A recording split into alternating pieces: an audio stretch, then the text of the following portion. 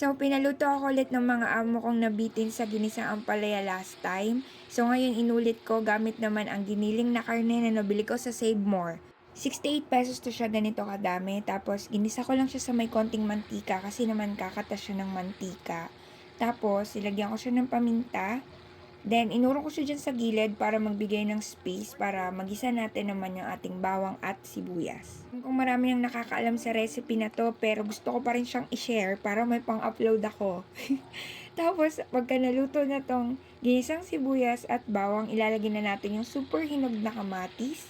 Bet ko talaga pag super hinog na kamatis kasi para siyang may sariling umami taste sa mga niluluto. So, di mo na need maglagay ng betchin or whatnot. Pagluto na yung kamatis, as in humiwalay na yung balat niya sa laman, tapos kumatas-katas na siya ng red, nilagay ko na tong ampalaya na binabad at piniga ko sa may asin para naman mabawasan yung pagkapait niya. Tapos again, yung style ko, inuuro ko yung ampalaya, then niluluto ko muna ng bukod yung itlog. Kasi naman, pag hinalo mo siya dyan diretso sa gulay, ang tagal niya maluto, pati yung gulay tuloy na overcook.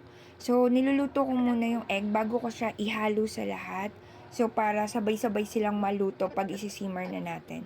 So, again, it's up to you kung gusto mo siya lagyan ng magic syrup o anumang pampalasa. So, yan na guys, luto na. Thank you for watching!